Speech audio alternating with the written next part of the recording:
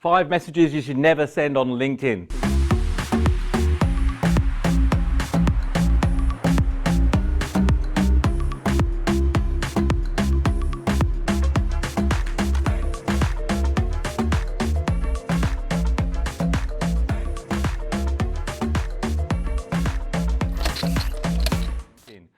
Do you get messages in your inbox that you consider spam? Many people are confused as to what to do, what not to do, who to connect with, and what to send to new connections on LinkedIn.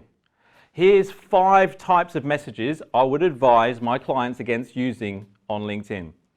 Number 1, the standard connection request. In order to get the fullest experience from LinkedIn, it's important to have a strong network.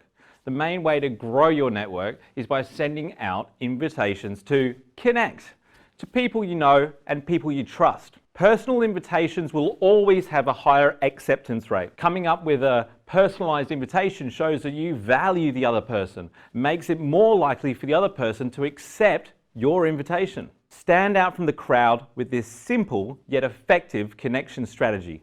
Your conversion rate will be better if you take the time to go to their profile and customize the message.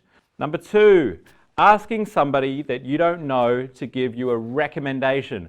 This does not need any explanation, but yet I seem to see loads of these requests come through. Do you? Have some pride in your brand and ask for a genuine recommendation. Being authentic is really important on LinkedIn. Recommendations are testimonials that appear on your LinkedIn profile, showing your reader you are trusted and admired within your network.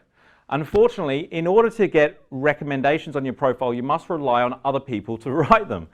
Recommendations allow other LinkedIn users to provide testimonials about your value and your abilities.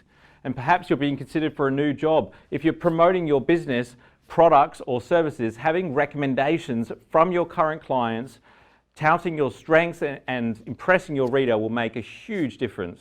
Most people don't have the time, inclination or ability to write you a recommendation. Since this person is doing you a favor, how about doing them a favor and making it easy for them as possible to help you offer to draft a recommendation up, write some words for you. The next thing you want to avoid is pitching. You can only tell a prospect 2 things.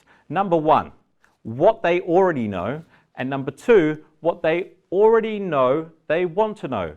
To assume that an individual has a need for what you do can be a big mistake. Until they realize that they have the problem that you solve, no pitching. Okay, the old sales email that starts with something like, do you feel frustrated with your current website provider or SEO provider? Then go on to mention anything and everything about what they do and show no interest in the person receiving the message. Come on, guys. These remind me of the old marketing promotional emails. They show little interest in the person receiving the email. Use LinkedIn to cultivate connections, build your brand, build your network, and create offline discussions. It shouldn't take more than 1 to 2 messages before you're on the phone or it's a face-to-face meeting. You want to avoid going back and forth with messages on LinkedIn. As with anything in business, always add more value and always do it with integrity. Remember that your message is designed to create curiosity and intrigue your prospect. It should entice them enough to make them click and check out your profile. And if your profile is not optimized, if it looks like a CV, it's incomplete or doesn't stand out from the crowd, then the likelihood of receiving a response is low. Your LinkedIn profile should establish credibility and showcase the potential value that you can provide. Very important. Clear, concise messages are the best kind, especially for busy prospects. Try to say what you are looking to achieve in 1 to 2 sentences, if possible, and make sure what you're asking for is a value proposition that's going to add value to the relationship. Make it clear what you're asking for, be gracious, and always say thank you. In summary, to get the best results, provide value, build some credibility, and put trust first. Then ask to take the relationship offline before making your pitch. Make the message about the person you are sending it to, not you. Show interest in what they do and that you wanted to chat to learn more about their business or role so you can see if there's a way that you can add value. I look forward to hearing your thoughts in the comments below. Thanks for watching.